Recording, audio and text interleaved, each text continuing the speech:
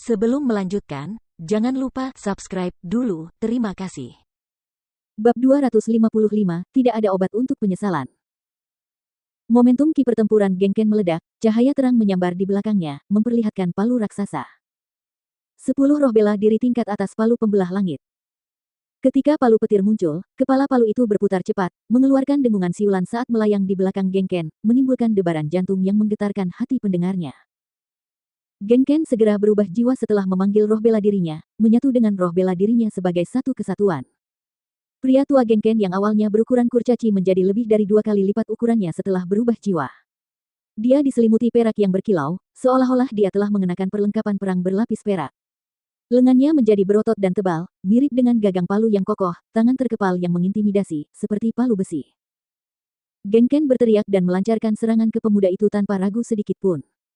Sosoknya kabur, seketika muncul kembali di depan Huang Xiaolong. Sebuah tinju baja menghantamnya. Bajingan kecil, mati saja. Mata lelaki tua Gengkong bersinar dengan brutal. Dengan matanya yang tajam, Genken menilai pemuda itu sebagai lawan yang cukup kuat meskipun hanya seorang Xiantian Ordo ke-6. Oleh karena itu, jiwanya segera berubah setelah memanggil roh bela dirinya dan mengambil keuntungan inisiatif dengan menyerang terlebih dahulu. Dusin dan Deng Guangliang merasa khawatir dan ingin segera keluar, namun suara Huang Xiaolong menghentikan langkah mereka. Tidak perlu, mundurlah ke samping dan awasi mereka berdua. Meski tertegun, mereka berdua menjawab dengan hormat dan mundur ke samping, menghalangi rute pelarian agar kedua tetua sekte penyihir langit tidak bisa melarikan diri. Huang Xiaolong berdiri di tempatnya. Melihat tinju lawan mendekat, dia mencibir. Tanpa menghindar, Huang Xiaolong mengepalkan tangannya, ki pertempuran yang cemerlang bersinar saat dia memukul tinjunya, bertabrakan dengan serangan musuh dengan cara yang paling langsung. Melihat seorang ordo ke-6 yang lemah seperti Huang Xiaolong berani beradu tinju dengan tinju bajanya, hati Genken meledak karena kegembiraan. Meskipun dia hanya berada di puncak ordo ke-7, tubuh baja palu pembelah langit menyatu dengan tinjunya setelah jiwanya berubah. Sekarang, tinjunya seperti baja yang paling keras, bahkan ahli ordo ke-7 Xiantian akhir tidak akan berani mengambil risiko tabrakan langsung. Dalam pandangannya, Huang Xiaolong sedang mencari kematian lebih cepat dengan melakukan hal itu. Di bawah fokus orang lain yang tegang, dua tinju saling beradu. Seperti derit logam, suara, dentang, yang tajam bergema di udara. Tubuh Genken terdorong ke belakang, meninggalkan jejak kaki sedalam lebih dari 20-10 inci di lantai marmer. Retakan meliuk-liuk di permukaan saat retakan besar muncul. Huang Xiaolong terdorong mundur oleh kekuatan itu, mundur lebih dari 20 langkah, tetapi perbedaan antara dia dan Genken adalah jejak kakinya yang ringan. Tidak ada retakan atau retakan di permukaan lantai akibat mundurnya Huang Xiaolong. Ah! Melihat hasilnya, keterkejutan tampak jelas di wajah kedua tetua sekte penyihir langit. Namun, Dusin dan Deng Guangliang merasakan hal yang sama. Keduanya sadar bahwa Huang Xiaolong kuat, namun tak pernah terlintas dalam pikiran mereka bahwa kekuatan Huang Xiaolong mampu mendominasi, meski hanya sedikit, tetua agung sekte penyihir langit, Genken. Seorang prajurit tingkat menengah ordo ke-6 memiliki keunggulan atas seorang prajurit tingkat menengah ordo ke-7, ini terlalu mengerikan. Setidaknya, keempat orang yang hadir di aula, bahkan dengan posisi mereka sebagai tetua sekte Sky Magi, belum pernah menemukan hal seperti ini sebelumnya. Namun, keterkejutan yang mereka alami tidak ada apa-apanya dibandingkan dengan yang dialami Genken. Dalam tabrakan tadi, dia paling mengerti seberapa besar ketakutan yang dialami pemuda itu. Tinjunya sekeras baja setelah transformasi jiwa, tetapi dalam benturan sebelumnya, terasa seperti tinju bajanya menghantam dinding besi halus yang beberapa kali lebih kuat. Sementara yang lain masih terkejut, Huang Xiaolong menenangkan diri dan tatapannya tertuju pada Genken. Meskipun dia kuat, pertukaran itu memperkuat keyakinan Huang Xiaolong untuk mengendalikan Genken. Jika tingkat kultivasi Genken sedikit lebih tinggi, akhir tingkat ke-7, maka Huang Xiaolong mungkin harus menyerah pada ide itu. Waktu yang dihabiskan untuk berlatih seni Dewa Gunung Sumi masih terlalu sedikit. Huang Xiaolong berpikir dalam hati. Meskipun mengolah seni Dewa Gunung Sumi hanya sebentar, seni itu telah meningkatkan pertahanan fisik dan ketangguhan dagingnya hingga setara dengan besi murni, tetapi ia masih jauh dari mencapai kesempurnaan. Kalau tidak, Huang Xiaolong bisa mematahkan lengan Genken dengan gelombang kejut itu. Sedangkan tinju Genken, itu tidak lebih dari sekadar potongan daging yang meledak. Huang Xiaolong melangkah ke arah Genken.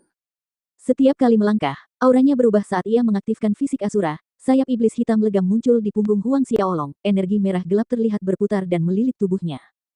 Terakhir, rambut Huang Xiaolong terbang ke atas, berubah menjadi putih bersih dari kulit kepala hingga ke ujung. Menyaksikan transformasi fisik Huang Xiaolong, Peningkatan momentum dan aura pembantaian yang kuat terpancar dengan jelas. Geng Kong dan dua tetua sekte magi langit terguncang dalam hati. Sebelum aura pembantaian datang dari Huang Xiaolong, hati Geng Ken melahirkan rasa takut yang kuat, terus-menerus tersandung ke belakang. Pada saat ini, dia menyesal. Menyesal mengikuti Dusin dan Deng Guangliang ke sini. Jauh di lubuk hatinya, dia menyadari tidak akan ada jalan keluar hari ini. Didorong ke sudut, Geng Ken mengamuk, seluruh tubuhnya berputar. Gambaran gemilang dari palu baja melesat keluar dari tubuh Geng Ken saat atmosfernya naik ke puncak, lebih dahsyat dari sebelumnya. Semua orang yang hadir tahu Geng Ken putus asa. Dan benar saja, Geng Ken tiba-tiba menabrak Huang Xiaolong. Saat Geng Ken terus memukul Huang Xiaolong dengan keras, kecepatan putaran tubuhnya berlipat ganda, seolah-olah dia berubah menjadi palu raksasa. Saat dia berputar, tekanan yang menghancurkan turun ke aula seperti hujan deras, memberikan ilusi dalam persepsi Dusin, Deng Guangliang, dan kedua tetua bahwa ruang dan kekosongan itu sendiri terdistorsi oleh tekanan tersebut. Ini adalah kemampuan bela diri bawaan Geng Ken, tubuh palu. Sepenuhnya menyatukan tubuhnya dengan semangat bela dirinya, berubah menjadi bentuk palu, dengan putaran kecepatan tinggi, menciptakan kekuatan yang mengerikan, menghancurkan semua yang ada di bawahnya. Sayangnya, dia bertemu Huang Xiaolong. Huang Xiaolong mendengus, kedua telapak tangannya bergerak, banyak cincin emas terang beterbangan, bersiul di angkasa. Di tempat-tempat yang dilewati cincin emas ini, semua benda berhenti. Termasuk Geng Ken. Geng Ken membeku di udara, angin kencang yang tercipta dari putarannya lenyap, segalanya kembali ke ketenangan sebelumnya.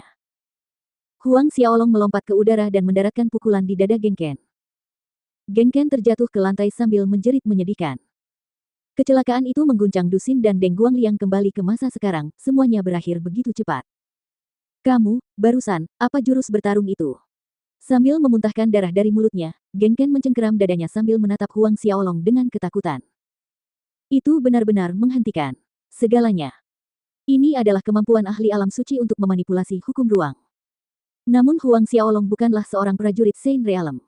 Dengan keterampilan bertarung ini, seseorang bisa saja menjadi tak terkalahkan di bawah Saint Realm. Geng Ken bukan satu-satunya orang yang memiliki pikiran ini terlintas dalam benaknya. Faktanya, meskipun God Binding Palem mungkin menantang surga, itu tidak sekuat yang dipikirkan Geng Ken dan yang lainnya. Misalnya, jika kekuatan lawan jauh melampaui Huang Xiaolong, maka God Binding Palem akan memiliki efek minimal pada mereka. Berdiri di depan Geng Ken, Huang Xiaolong bertanya, sekarang, apakah kamu masih menginginkan posisi penjaga kota iblis hitam?